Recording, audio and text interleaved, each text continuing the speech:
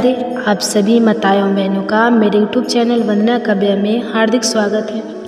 आज आप श्रवण कीजिएगा गर्भ कथा, एक बहुत ही सुंदर कहानी। इसलिए वीडियो को पूरा ध्यान से जरूर सुनिएगा और कहानी अच्छी लगेगी तो लाइक कीजिएगा और चैनल पर नए तो चैनल को सब्सक्राइब करके बेल आइकन को ऑन कर लीजिएगा और हो सके तो और भी माँ के पास शेयर कीजिएगा। कमेंट्स में राधे राधे जरूर लिखिएगा। हे माँ, आज का प्रसंग एक ऐसी साध्वी की कथा है जिसने संसार से कुछ नहीं मांगा, लेकिन जिसकी कोख से जन्मा एक ऐसा ऋषि जिसने न केवल ब्रह्मा की उपासना की बल्कि दुख त्यागा और मौन को जीवन का मंत्र बना दिया। यह कथा है पिपलाद ऋषि की गर्भ कथा, एक ऐसी माँ की जो ना रानी थी न ज्ञानी, फिर भी उसने अपने गर्भ को उस मौन विश्वास से सींचा जिससे ब्रह्मांड भी झुक गया। यह कथा उन सभी माताओं के लिए है जो जीवन की कठिन राहों से गुजर रही है, लेकिन जिनके भीतर अभी भी आशा की कोई लौ जल रही है। माँ, आज की यह गर्भ कथा केवल श्रोताओं के लिए नहीं, यह एक मौन संवाद है तेरे और उस आत्मा के बीच जो तेरे भीतर जन्म लेने की प्रतीक्षा में है। इसे शांति से सुन, क्योंकि इसमें छिपे हैं तेरे ही उत्तर। माँ, जिस स्त्री की कोख में पिपलाद ऋषि ने स्थान लिया, वह ना कोई रानी थी ना कोई ज्ञानी, बस वह एक साध्वी थी जिसके पति को मृत्यु ने छीन लिया था और जिसके भाग्य से समाज ने अपनी दृष्टि मोड़ ली थी। लोग उसे देख कर कहते, यह अकेली स्त्री और गर्भवती भी किसके सहारे जिएगी। लेकिन माँ वो मुस्कुरा देती थी क्योंकि उसे किसी सहारे की आवश्यकता नहीं थी। वह जानती थी कि उसके भीतर जो जीवन पल रहा है वह स्वयं एक तपस्वी होगा और यह विश्वास ही उसका कवच था, उसकी छाया, उसका व्रत। वह रोज प्रातः उठती, सूखे पत्तों को समेटती, नदी तक जाती और अपने हाथों से जल भरकर लौटती। कोई उसे देखता तो कहता यह तो सामान्य दिनचर्या है, लेकिन माँ वह हर एक कार्य करुणा और कर्म योग से करती थी।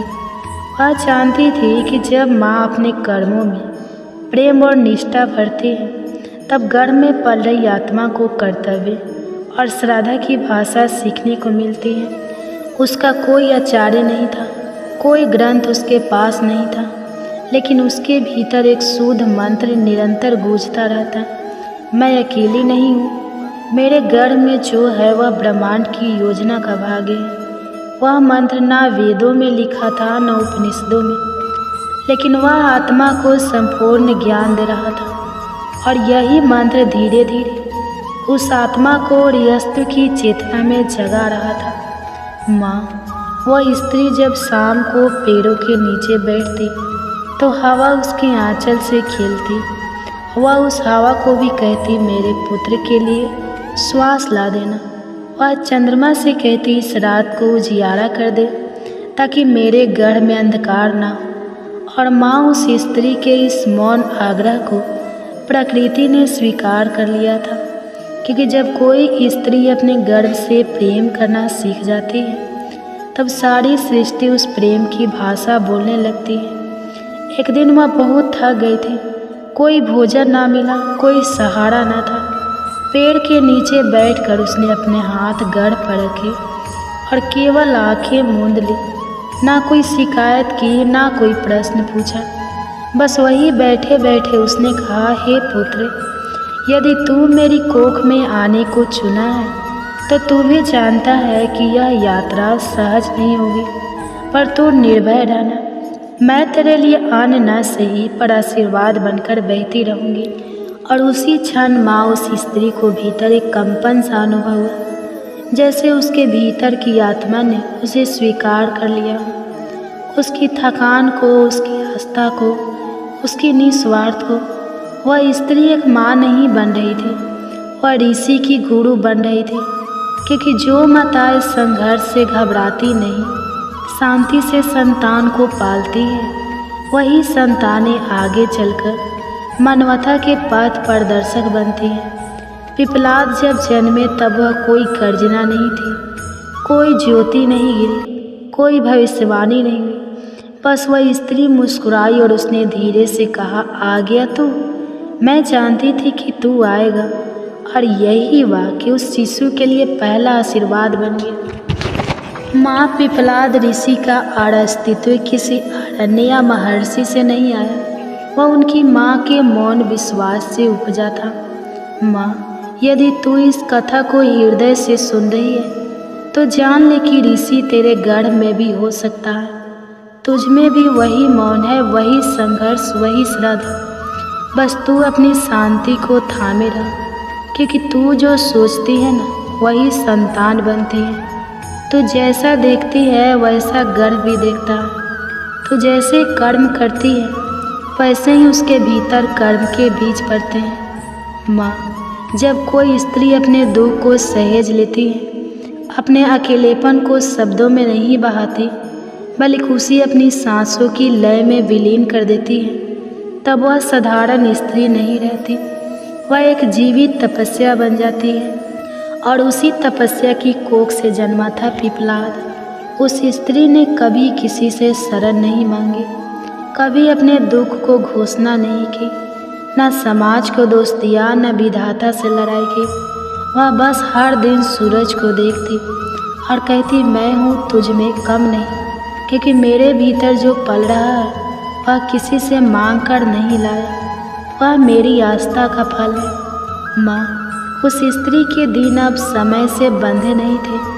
वह जब चाहे रोती, जब चाहे मुस्कुराती, लेकिन हर बार जब वह गर्भ को हाथ लगाती, उसकी हथेली में कंपन होता, जैसे आत्मा कह रही हो, माँ, मुझे सुनाई देता है तेरा हर मौन, तेरा हर कंपन, तेरा हर भरोसा। और माँ, जब वह आत्मा माँ की इस गहराई को जानने लगी, तभी उसके भीतर ज्ञान अंकुरित होने लगा, क्योंकि पिपलाद वह नहीं था जो जन्म के बाद ऋषि बना, वह तो जन्म लेने से पहले ही ऋषि था। एक दिन उस स्त्री के पाँव में कांटा चुभ गया, खून बहने लगा, कोई पास नहीं था, हवा गरज रही थी, जंगल सुनसान था, लेकिन वह बैठ गई, मुस्कुराई और गढ़ पर हाथ रखकर कहा, देख बेटा, इस दुनिया में हर कदम कांटों पर होगा, लेकिन हम कांटे देखकर रुकेंगे नहीं। माँ रोए नहीं तो बेटा भी युद्ध से नहीं डरेगा। और माँ, उसी रात एक स्वप्न आया, स्वप्न नहीं, एक दिव्य दर्शन, जिसमें उसने एक वृद्ध मुनि को देखा जो बोले, तेरा पुत्र ना तुझसे रोएगा, न संसार से झुकेगा, वह तप का पुत्र है और ब्रह्मा का दूत। तू अब माँ नहीं तो उसकी पहली दीक्षा है। माँ, जब वह जागी तब हवा थम चुकी थी और उसके चेहरे पर पहली बार एक ऐसी शांति थी जो किसी योगी के ध्यान के बाद आती है। उस दिन से वह अब कभी असहाय नहीं दिखी। वह चलती, उठती, गिरती, फिर उठती, लेकिन अब उसमें कोई हिचक नहीं थी, कोई डर नहीं था, क्योंकि अब उसे यकीन था कि जो उसके गर्भ में है वह सिर्फ उसका पुत्र नहीं, उसके दुखों का उत्तर है। माँ, जब पिपलाद का जन्म हुआ तब किसी नगाड़े की आवाज़ नहीं आई, कोई देवता नहीं उतरे, लेकिन वह स्त्री जानती थी कि आज संसार में एक ऐसा आत्मा आई है जो किसी वेद में नहीं लिखा जाएगा, बल्कि जो अपने ही जीवन को वेद बना देगा।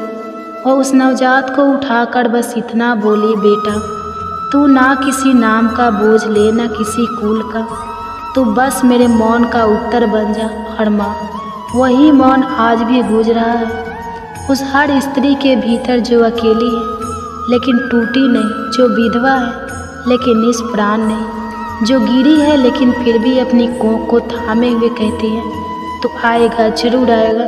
माँ, तू भी वही है, तू भी वह स्त्री है, तू भी एक ऋषि को जन्म दे सकती है। बस उस विश्वास को मत छोड़, क्योंकि पिपलाद की माँ के पास कोई साधन नहीं था, लेकिन एक ही शक्ति थी, उसका शांत, निर्लिप्त और निष्काम प्रेम।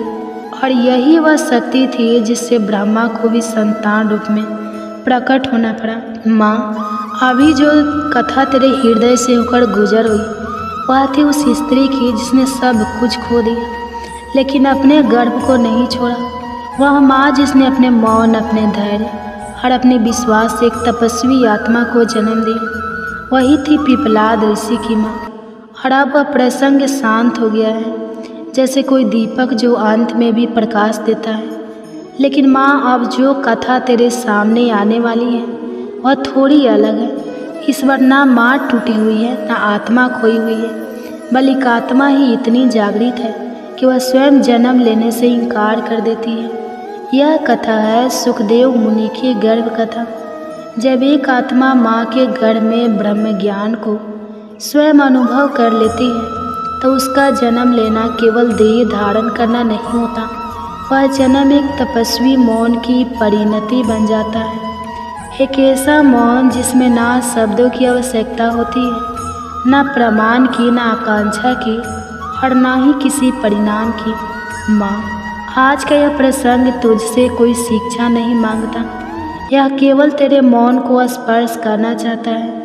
क्योंकि जब आत्मा जन्म से पूर्व ही पूर्ण हो जाए तो माँ का कर्तव्य केवल मौन बनकर साथ देना होता है।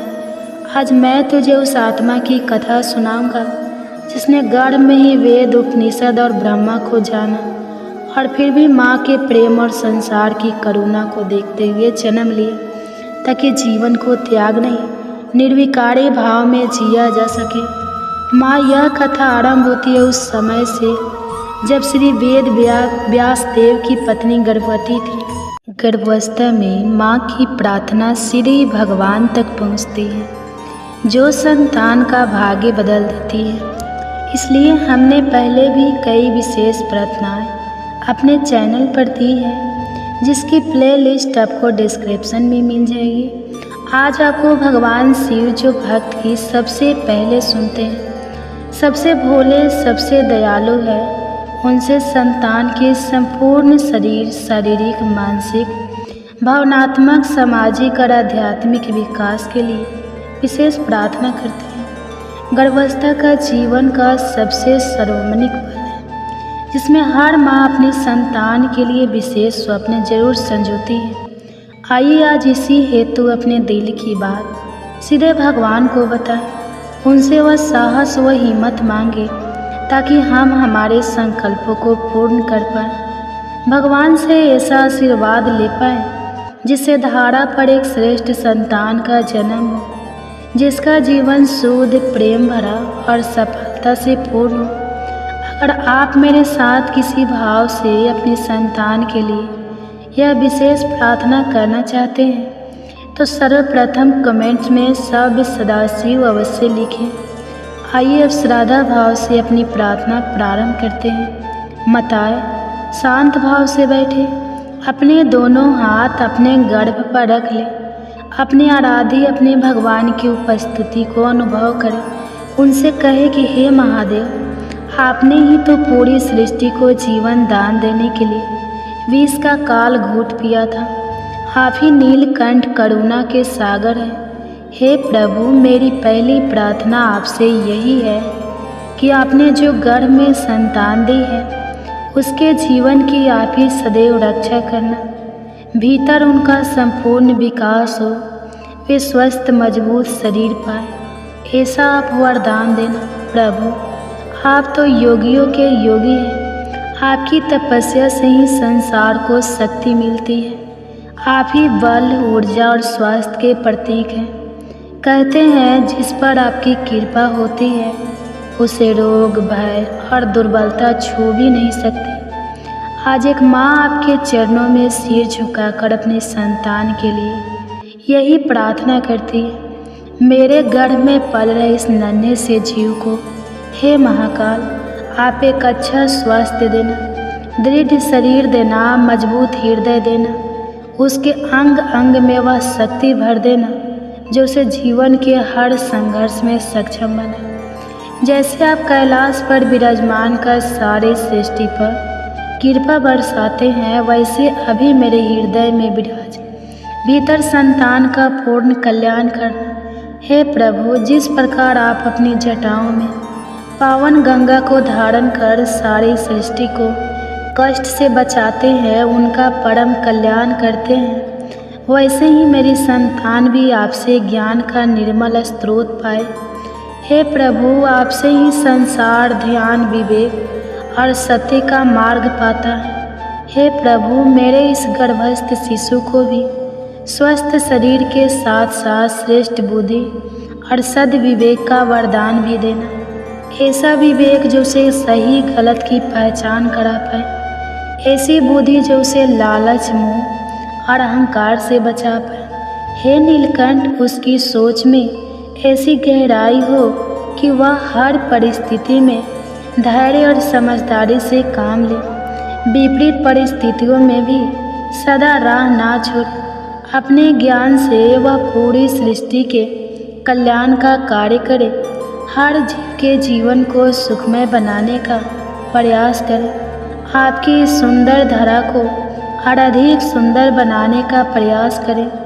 हे प्रभु, जिस प्रकार आप परम दयालु भी हैं और संसार को बचाने के लिए विनाशक रौद्र रूपधारी भी है, उसी प्रकार मैं चाहती हूँ मेरी संतान का भी मन शांत, स्थिर और सहज बना रहे। वह इतना पवित्र मन पाए कि वह कभी भी अधर्म और अन्याय का साथ ना दे। हे भोलेनाथ, उसके भीतर ऐसी बुद्धि का संचार करना जो उसे सदैव सच्चाई का मार्ग दिखाई। अच्छे लोगों के लिए वह प्राण प्रण से मदद कर पाए, वही दुष्टों का दृढ़ता से सामना कर पाए, उनके विनाश का कारण बने। हे प्रभु, आपकी कृपा से स्वास्थ्य, शक्ति और बल का ऐसा वह वरदान पाए जिससे जीवन भर वह स्वस्थ, सुरक्षित और समर्थ बना रहे। और हे प्रभु, जिस प्रकार अपने भूत प्रेत, पशु पक्षी, देव दानव सबको अपनाया, कभी किसी में भेद नहीं किया, उसी प्रकार हे करुणा निधान, आप गर्भ में पल रहे इस नन्हे जीव को भी ऐसा हृदय देना जो करुणा से भरा हो, जिसमें हर जीव के लिए प्रेम हो, जिसके दिल में कभी किसी के लिए नफरत न हो, वह दूसरों के दुख को समझ सके, दूसरों की तकलीफ़ों को अपना मान सके, उसके निदान के लिए पूर्ण प्रयास कर सके। हे भोलेनाथ, उसका दिल इतना विशाल हो कि वह हर किसी से प्रेम करे, भेदभाव, घृणा और अहंकार से दूर रहे, एक सच्चा, संवेदनशील और आदर्श इंसान बने। क्योंकि मैं जानती हूँ दुनिया में आज ताकत तो सभी ने बहुत बढ़ा ली है, पर करुणा से भरे दिल की कमी है। जो देश विदेशों में हो रहे अन्याय, अत्याचार, युद्ध को पुनः रोक कर धरती पर शांति स्थापित कर सके। हे प्रभु, जिस प्रकार आपने हनुमान रूप लेकर सेवा, नम्रता, शौर्य और साहस का परिचय दिया, उसी प्रकार मेरी संतान शक्ति तो पाए, पर वह उसका उपयोग केवल सत्य और धर्म पर चलते हुए करे। उसका पूर्ण जीवन गौरवमय पूर्ण हो, वह अपनी सादगी और विनम्रता से सभी के जीवन में प्यार और खुशियाँ लाए। उसकी उपस्थिति से दुख और उदासी दूर हो जाए, उसका आगमन हर आंसू, हर परेशानी को मिटा दे। वह कभी भी झूठ, कपट, लोभ या अहंकारी लोगों का साथ ना दे। उसकी आत्मा इतनी उज्जवल हो कि वह हर परिस्थिति में उसे सही और गलत का भान करा सके। हे भोलेनाथ, उसके जीवन में संस्कारों की जड़ इतनी गहरी हो कि चाहे जितनी भी तूफान आए, वह अपने मूल्यों से पीछे ना हटे। मैं प्रार्थना करती हूँ वह जीवन भर खुश रहे, आबाद रहे, जहाँ भी कदम रखे वहाँ समृद्धि पाए, अपने हर कार्य में सफलता पाए। साथ ही भगवान, आप उसे इतना धैर्यवान और कर्मठ बनाना कि वह कभी भी गलत रास्ते पर ना चले। दुनिया उसकी ईमानदारी की मिसाल दे, वह एक ऐसा सेवक बने जिससे आप पृथ्वी पर अपने कार्यों को आगे बढ़ाने के लिए उपयोग करें। हे प्रभु, इस प्रकार संतान के भीतर उसके पांचों शरीर का सुनी मान कर आप उसका और हमारा जीवन धन्य बना दे। मेरे मातृत्व को धन्य बना दे, इस दुर्लभ मानव जीवन को धन्य बना दे। यही मेरी आपसे प्रार्थना है। आपसे प्रार्थना है प्रभु, अगर माताएं वास्तव में भगवान से अपने शिशु के लिए इन गुणों की प्रार्थना करना चाहती है तो हमें कमेंट्स में जय शिव शंकर अवश्य लिखें। आपका कमेंट्स हमें नित्य सद प्रयास के लिए और अधिक मोटिवेट करता है। आप सभी माताएं को सादर प्रणाम। अब आप सुनिए गर्भ कथा। गर्भ कथा आज आप अपने गर्भ में पल रहे शिशु को सुनाएंगे महाभारत की कहानी। कहा जाता है कि गर्भावस्था में अगर पूरी भागवत ना भी सुन पाए तो महाभारत के युद्ध के समय की कृष्ण की वीरता और कुंती के गर्भ कथा की रसपान करने से हमारे गर्भ में पल रहे शिशु पर कर्ण के जैसी ही वीरता प्रकट होती है। तो आइए हम अपने गर्भ में पल रहे शिशु को श्रवण कराएं महाभारत की दिव्य चमत्कारी कहानी और कर्ण की दिव्यता। अगर कहानी अच्छी लगेगी तो वीडियो को लाइक कीजिएगा और चैनल पे नए हैं तो चैनल को सब्सक्राइब करके बेल आइकन को ऑन कर लीजिएगा ताकि ऐसे ही गर्भ कथा की नोटिफिकेशन की वीडियो आप सभी माँ के पास सबसे पहले पहुँचे। हो सके तो ज़्यादा से ज़्यादा शेयर कीजिए। तो आइए श्रवण करते हैं। कमेंट्स बॉक्स में राधे राधे जरूर लिखिएगा। याद से आपके कमेंट्स का हमें इंतजार रहेगा। महाभारत की कथा जितनी वीरता धर्म और युद्ध की है उतनी ही मातृत्व त्याग और स्त्री शक्ति की भी है। कुंती पांडव की जननी न केवल एक रानी थी बल्कि वह एक ऐसी स्त्री थी जिनका जीवन संघर्ष रहस्य और अध्यात्म से भरा था। यह गर्भ कथा उस कुंती की है जिन्होंने समय से पहले माँ बनने का अनुभव किया और फिर जीवन भर उस मातृत्व को अपने हृदय में छिपा कर जिया। कुंती का जन्म राजा सूरसेन के घर हुआ था और बचपन में ही उन्होंने अपने मामा कंस को सौंप दिया गया था। बाद में राजा कांतिभोज ने उन्हें गोद लिया, इसलिए उनका नाम कुंती पड़ा। कुंती का बचपन राजसी ऐश्वर्य में भी था, लेकिन वे बचपन से ही गंभीर विदुषी और जिज्ञासु स्वभाव की थी।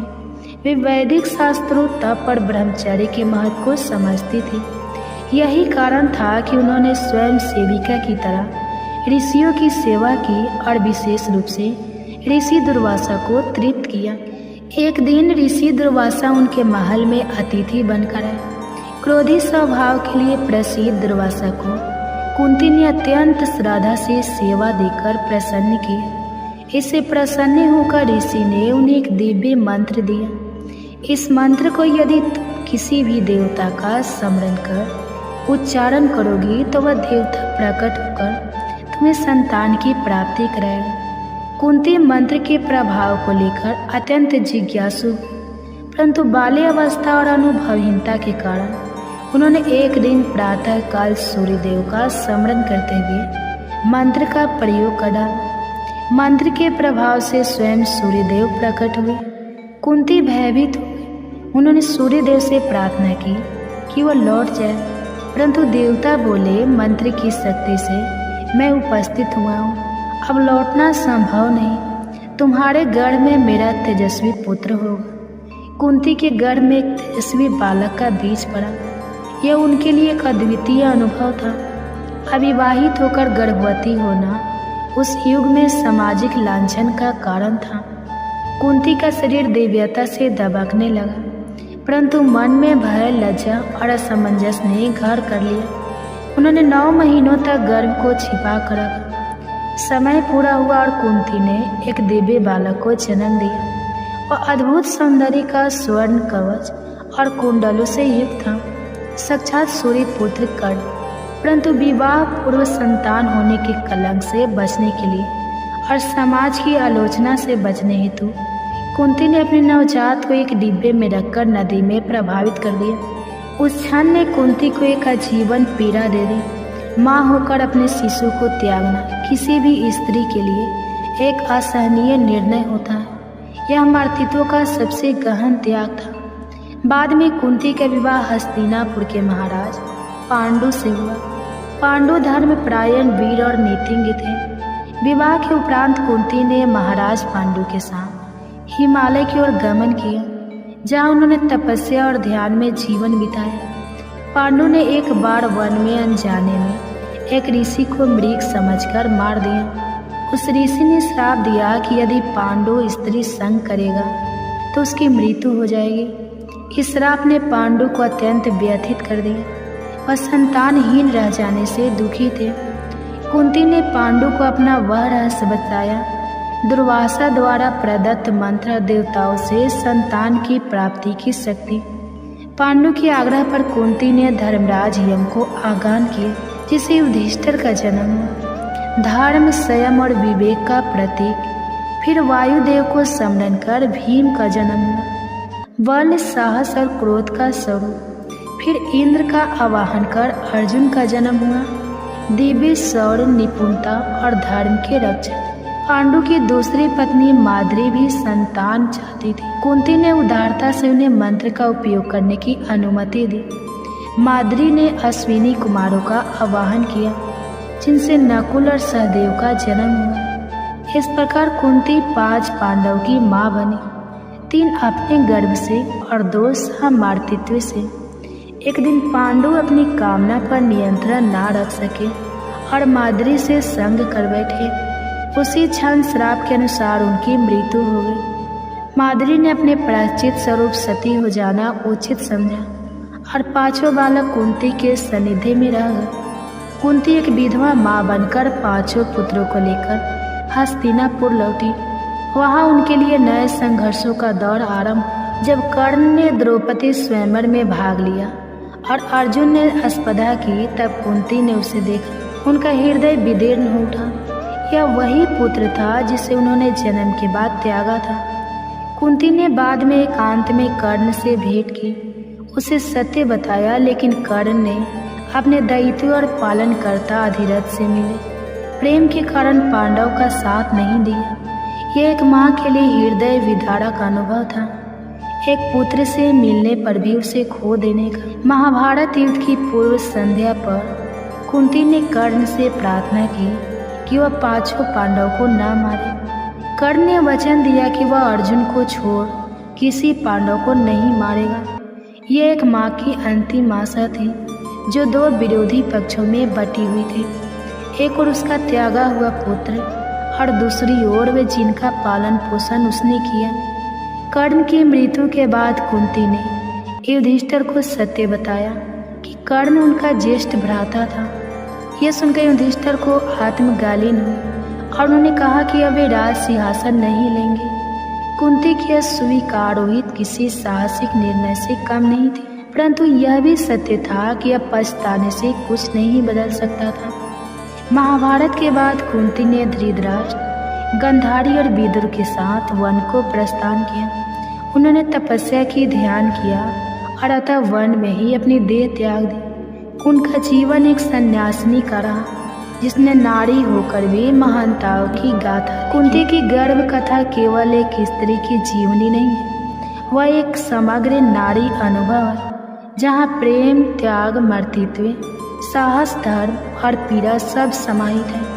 उन्होंने धर्म के मार्ग पर चलते हुए वह सब सहा जो एक साधारण नारी के लिए असंभव था।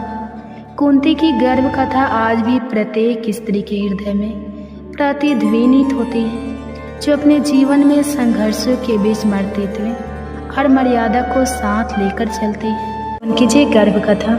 माताओं एवं बहनें, आपसे अनुरोध है कि वीडियो को पूरा देखिएगा।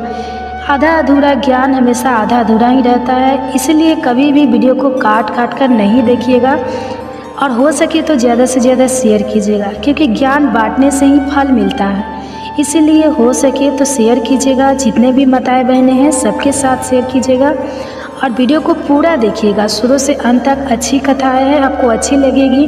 कथा श्रवण करने के बाद आपको अच्छा फील होगा, इसलिए वीडियो को ज़्यादा देखिएगा और हो सके तो वीडियो को लाइक करके कमेंट्स में हरे कृष्णा राधे राधे जरूर लिखिएगा और अपना आशीर्वाद हमें कमेंट्स के माध्यम से जरूर दीजिएगा। आप सभी का बहुत बहुत धन्यवाद, जो आप सबने मुझे इतना प्यार देते हैं, मेरे वीडियो को इतना प्यार देते हैं और इतनी गहरी से समझते हैं और कथा की रसपान करते हैं। तो चलिए एक बहुत ही प्रेरणादायक कहानी आज सुना रही हूँ। गर्भ में मिला ज्ञान, अभिमन्यु की एक सच्ची कहानी। आपसे अनुरोध है, हाथ जोड़कर विनती है कि वीडियो को पूरा देखिए शुरू से लेकर अंत तक। अच्छी कहानियाँ हैं, अच्छी लगेगी आपको। गर्भ में पल रहा शिशु भी आनंद लेगा। इसके लिए गर्भवती माता एक शांत अवस्था में बैठ जाए, जहाँ बहुत ज़्यादा डिस्टर्ब ना हो, और अपने दोनों हाथ को मलता से गर्भ पे रख ले और अपने बच्चे को धीरे से बुलाए, आओ आओ मेरे बच्चे, आज मैं तुम्हें एक ऐसी कहानी सुनाने जा रही हूँ जिस गर्भ में ही अभिमन्यु की सच्ची कहानी, जिसने गर्भ में ही चक्रव्यूह वेदना सीख लिया था। क्या तुम जानते हो अभिमन्यु कौन था? आओ मैं तुम्हें आज विस्तार से सुनाने जा रही हूँ। तो चलिए श्रवण करते हैं। क्या आपने कभी सुना है कि एक बच्चा अपनी माँ के गर्भ में ही युद्ध की सबसे जटिल रणनीति सीख गया? न तलवार थी, न कोई गुरुकुल, बस एक माँ थी, उसका प्रेम था और एक पिता की वाणी, जिसे सुनकर एक अजन्मे बालक ने चक्रव्यूह भेदने की कला सीख ली। यह कोई कल्पना नहीं, यह महाभारत का वह सच है जो हमें बताता है कि एक माँ की कोख में भी युद्ध की शुरुआत हो सकती है। और उस बच्चे का नाम था अभिमन्यु। आज की इस कहानी की शुरुआत होती है महाभारत काल के उस अध्याय से जहाँ प्रेम, भाग्य और भविष्य तीनों एक साथ चल रहे थे। अर्जुन पांडवों में सबसे पराक्रमी, सबसे निपुण धनुर्धर उस समय अपने 12 वर्षों के वनवास के अंतिम पड़ाव पर थे। तीर्थ यात्राओं और आत्मचिंतन के माध्यम से वह अपने जीवन को दिशा देने की कोशिश कर रहे थे। उन्होंने अपनी यात्रा के दौरान कई और मुनियों से ज्ञान प्राप्त किया, लेकिन अतः उनका मार्ग उन्हें ले आया द्वारिका। द्वारिका भगवान श्री कृष्ण की नगरी, धार्मिकता, संस्कृति और संगीत का एक अद्भुत संगम। अर्जुन द्वारिका पहुँचे तो वहाँ का वातावरण पूरी तरह अलग था। समुद्र की लहरें, मंदिरों की घंटियाँ और कृष्ण की नगरी की दिव्यता, यह सब कुछ जैसे उनके थके हुए मन को शांति देने आए हो। और यही उनकी भेंट होती है सुभद्रा से। सुभद्रा भगवान श्री कृष्ण और बलराम की बहन, एक अत्यंत सुंदर, सौम्य, गुणवान और तेजस्वी कन्या। जब अर्जुन ने पहली बार सुभद्रा को देखा, वो भगवान रुक्मणी के मंदिर से लौट रही थी। सफ़ेद वस्त्र, हाथों में पूजा की थाली और चेहरे पर एक शांत तेज। अर्जुन की दृष्टि कुछ क्षणों तक स्थिर रह गई। वो केवल सौंदर्य नहीं देख रहे थे, वो एक ऐसे व्यक्तित्व को देख रहे थे जिसमें भविष्य की माता, भावी रानी और एक वीर योद्धा की जननी छिपी थी। अर्जुन मन ही मन बोल पड़े, यदि स्त्री से कोई पुत्र जन्म ले तो वह निश्चित ही महापुरुष होगा। श्री कृष्ण का दृष्टिकोण, श्री कृष्ण ने अर्जुन की मन स्थिति को भांप गए थे। वे मुस्कुराए और बोले, पार्थ, तू तीर्थों की यात्रा पर निकला था, लेकिन तुझे अपनी संतान का तीर्थ मिलने आया है। सुभद्रा कोई सामान्य कन्या नहीं, वह उस यज्ञ की अग्नि है जिसमें धर्म का बीज अंकुरित होगा। अर्जुन थोड़ा संकोच में थे क्योंकि सुभद्रा यादव कुल की राजकुमारी थी और बलराम चाहते थे कि सुभद्रा का विवाह गुरु वंश के बाहर हो। लेकिन श्री कृष्ण ने कहा, सच्चा विवाह वही है जहाँ मन और कर्म दोनों शुद्ध हो। सुभद्रा तेरे पति की सहचरी है, तेरे भावी पुत्र की माता है, अब तुझे पहल करनी होगी। सुभद्रा का भी मन मौन में उतर दे रहा था। अर्जुन की विनम्रता, उनकी वीरता और उनका धर्म के प्रति समर्पण, सब कुछ सुभद्रा के हृदय को छू गया था। अर्जुन और सुभद्रा के बीच कुछ दिनों में आत्मीयता बढ़ी। वो एक दूसरे से धर्म, जीवन और भविष्य पर बात करने लगे। एक दिन समुद्र तट पर बैठे हुए सुभद्रा ने अर्जुन से पूछा, क्या आपको कभी डर लगता है युद्ध से? अर्जुन मुस्कुराया, हाँ, जब मैं सोचता हूँ कि मेरे भीतर कोई ऐसी शक्ति ना हो जो मेरी संतति को आगे ले जाए, तब डर लगता है। सुभद्रा बोली, तो हम दोनों एक ऐसा जीवन रचे जहाँ भय नहीं, संस्कार हो। सुविवाह और गर्व की ओर पहला कदम। श्री कृष्ण के आशीर्वाद और योजना से अर्जुन और सुभद्रा का विवाह हुआ। एक दिव्य उत्सव की तरह शंखनाद, मंत्र, पुष्प वर्षा। और उसी दिन भगवान श्री कृष्ण ने सुभद्रा के कान में कहा, अब तू केवल मेरी बहन नहीं, अब तू एक संस्कार देने वाली माँ बनेगी। तेरे गर्भ में जो आत्मा आएगी वो केवल योद्धा नहीं, वो धर्म का पुनर्निर्माण करेगा। और यही से उस कथा की शुरुआत होती है जो केवल युद्ध के मैदान तक सीमित नहीं है, बल्कि गर्भ में शुरू हुई एक महान गाथा कथा है। एक माँ, एक पिता और एक अजन्मे बच्चे के बीच का ऐसा पवित्र संवाद जिसने जन्म दिया अभिमन्यु को। विवाह के कुछ महीनों बाद सुभद्रा ने अर्जुन को वह शुभ समाचार दिया जिसका वह हृदय से इंतजार कर रहे थे। प्रभु, मेरे गर्भ में आपके पुत्र का जीवन अंकुरित हो चुका है। अर्जुन कुछ क्षणों तक मौन रह गए। उनके मन में जैसे कोई अनदेखा दीपक जल उठा। उन्होंने सुभद्रा के चरणों में सिर रखकर कहा, तुम केवल मेरी पत्नी नहीं, अब इस राष्ट्र की भावी शक्ति की जननी बन चुकी हो। और वहीं से शुरू हुई गर्भ शिक्षा की वो यात्रा जिसे आज भी इतिहास सिर झुकाकर याद करता है। गर्भ संस्कार की शुरुआत अर्जुन ने अपने शास्त्रों को शांति से एक ओर रख दिया। अब उनकी तलवार, उनका धनुष, वाणी, विचार और ध्यान बन गए थे। उन्होंने निश्चय किया, मैं अपने पुत्र को गर्भ से ही योद्धा बनाऊंगा, लेकिन केवल बाहुबल से नहीं, बुद्धि, विवेक और धर्म से सुसज्जित योद्धा। उन्होंने सुभद्रा के लिए एक विशेष कक्ष बनवाया जहां रोज वेदों का पाठ होता, शुद्ध वायु प्रभावित होती, मंदिर की घंटियां बजती और जहां कोई नकारात्मक विचार प्रवेश नहीं कर सकता। चक्रव्यूह की शिक्षा गर्भ के भीतर की पहली कक्षा। एक दिन जब सुभद्रा 7वें महीने में थी, अर्जुन उन्हें लेकर महल के उद्यान में बैठे।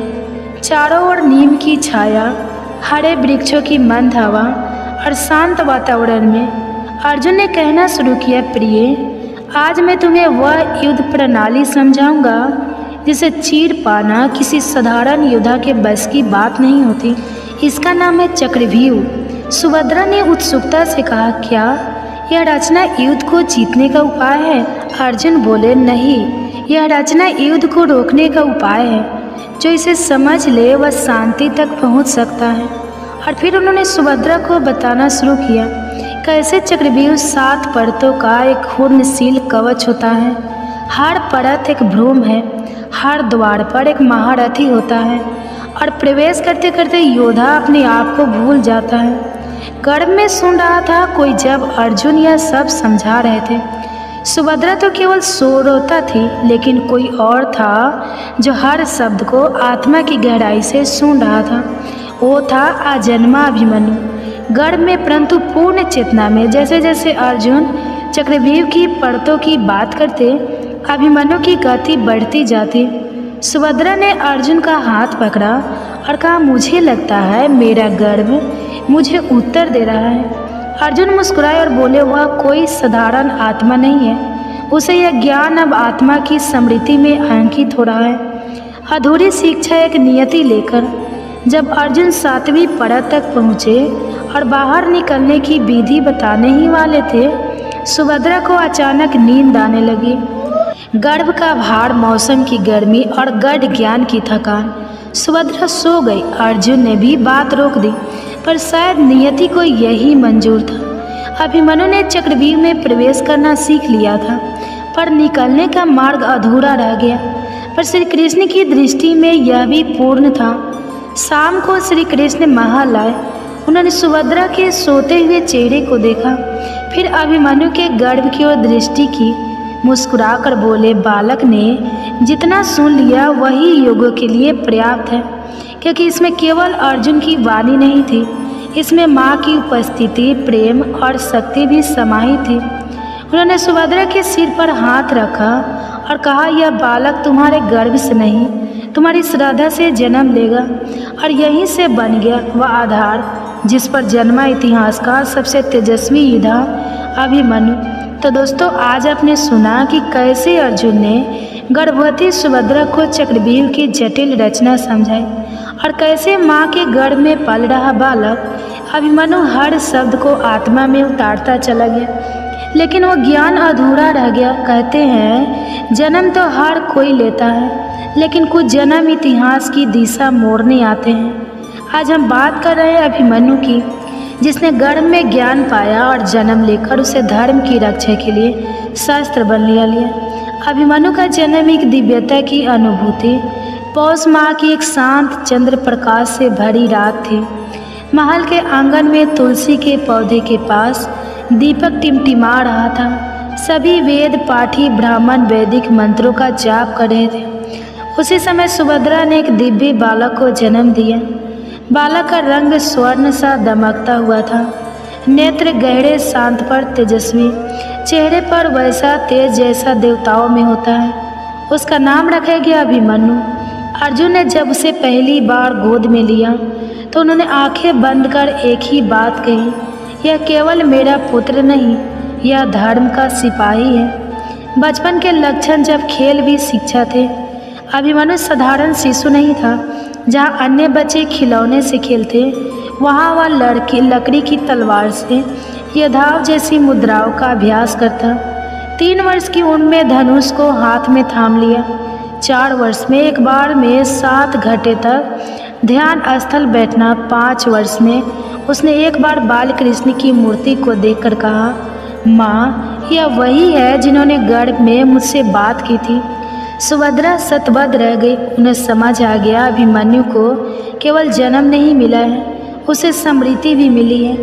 गर्भ में सुनी गई हर बात अब उसके व्यवहार, भाव और विचार में उतर चुकी थी। शिक्षा का प्रारंभ गुरु कृपाचार्य और गुरु दौरे। अर्जुन ने तय किया कि अभिमन्यु को महर्षि कृपाचार्य से शिक्षा दिलाई जाएगी। कृपाचार्य ने जैसे ही अभिमन्यु को देखा, बोले, यह बालक तो प्रकृति से ही योद्धा है। इसके अंदर कोई तप्त अग्नि है जो सीखने के लिए तैयार है।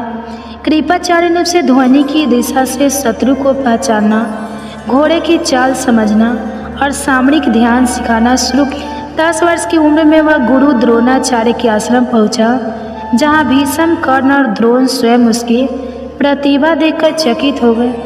द्रोण ने कहा, यदि अर्जुन की छाया को देखना हो तो अभिमन्यु को देखो, लेकिन ध्यान रहे यह केवल छाया नहीं, यह अपने आप में प्रकाश है।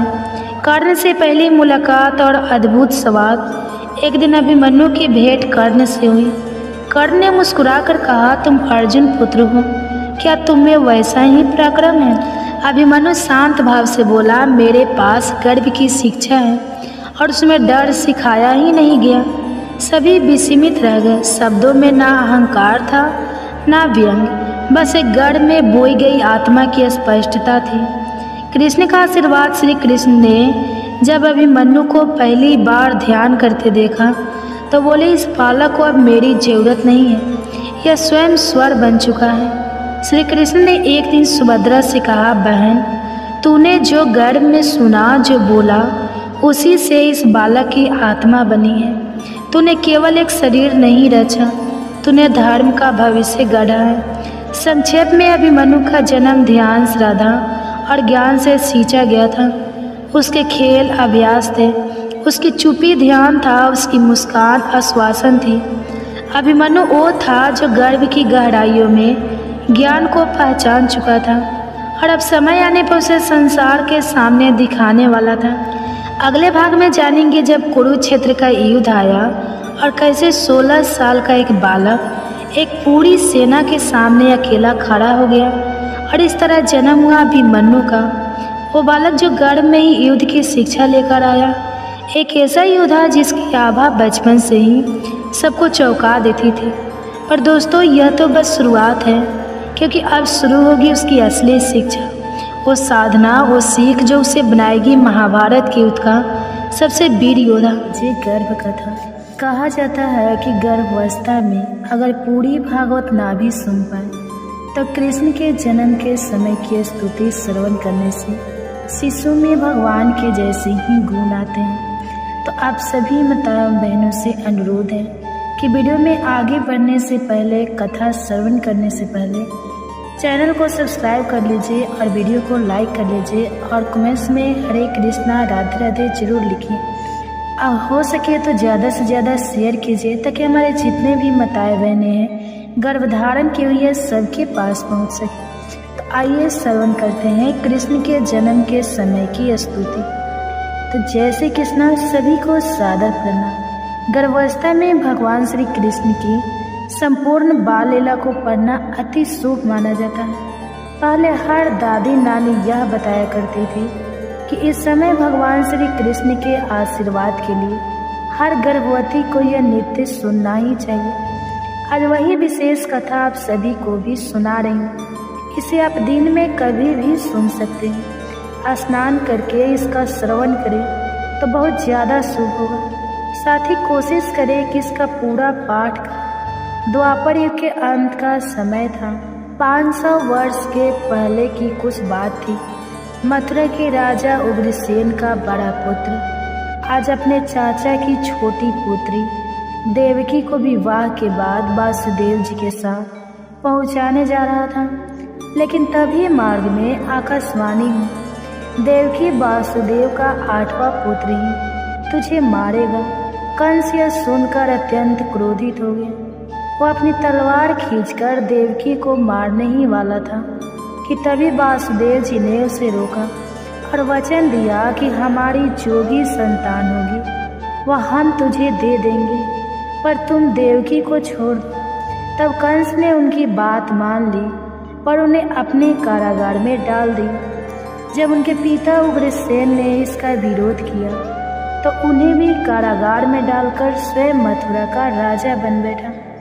कुछ समय बाद देवकी ने एक पुत्र को जन्म दिया। जब कंस को इसकी सूचना मिली तो उसने बड़ी निर्दयता से उसे पत्थर पर पटक कर मार दिया। इस प्रकार देवकी के जो भी पुत्र होता उसे कंस मार दिया करता था। अब देवकी के गर्भ में 7वें पुत्र अनंत भगवान के शेष नाग हैं। तब योग माया ने देवकी के गर्भ को खींचकर वासुदेव जी की दूसरी पत्नी रोहिणी जी, जो गोकुल में नंद जी के यहाँ रहती थी, उनके पेट में स्थापित कर दिया। मथुरा में समझा गया कि देवकी का गर्भपात हो गया है। अब देवकी के 8वें पुत्र की तैयारी थी। इस समय कंस ने कारागार पर पहरा कर दिया। भाद्रपद कृष्ण पक्ष की अष्टमी तिथि थी। बुधवार का दिन था। रोहिणी नक्षत्र था। ठीक आधी रात को जब पूर्व दिशा में चंद्रमा उदय होने जा रहे थे, तब कंस के कारागार में स्वयं भगवान प्रकट हुए। पूरी कोठरी प्रकाशित हो गई। वासुदेव ने हाथ जोड़ भगवान की स्तुति की। तब शंख, चक्र, गदा, पग और चतुर्भुज रूप में मुकुट, कुंडल आदि आभूषण पहने भगवान ने उन्हें आशीर्वाद दिया। बोलो कृष्ण कन्हैया लाल की जय। भगवान ने वासुदेव जी को आगे आज्ञा दी, मुझे गोकुल में नंद जी के घर पहुंचा दो। वहाँ यशोदा जी को जो कन्या हुई है वह मेरी योग माया से यहाँ ले आओ। तब भगवान की आज्ञा पाकर वासुदेव जी शिशु बने भगवान को एक टोकरी में उठाकर चलने को तैयार हो गए। उनके हाथ पैर की बेड़ियाँ अपने आप खुल गई। कारागार के किवाड़ की तले जंजीरें खुल गई। पहरेदार राक्षसों का योग माया ने घोर निद्रा में सुला दिया। बादल छाए थे, वेग से वर्षा हो रही थी, बिजली चमक रही थी। तब अनंत शेष पन फैलाकर भगवान पर छाता लगाए वासुदेव जी के पीछे पीछे चल रहे थे। यमुना जी बड़ी हुई थी। उनकी ऊंची ऊंची लहरें उठकर भगवान के चरणों को छूना चाहती थी। तो भगवान ने जाना कि वासुदेव जी को कठिनाई हो रही है, तो अपना पैर नीचे लाकर यमुना जी को आशीर्वाद दे दिया। यमुना जी का जल अपने आप घट गया। वासुदेव जी गोकुल में पहुंच गए। तब गोकुल में भी योग माया के प्रभाव से सभी सोए थे। श्री यशोदा जी को कन्या हुई थी, पर उन्हें इसका भी नहीं था भय। वासुदेव जी सीधे नंद भवन पहुंचे। वहां जाकर उन्होंने यशोदा जी के पास भगवान को सुला दिया और कन्या को उठाकर वापस लौटने लगे। वासुदेव जी कन्या को लेकर मथुरा कारागार में पहुंचे। उनके पहुंचते ही कारागार के फाटक बंद हुए। हथकड़ियाँ, बेड़ी हाथ पैरों में पड़ गए। पहरेदार जग गए। वह कन्या जोर जोर से रोने लगी।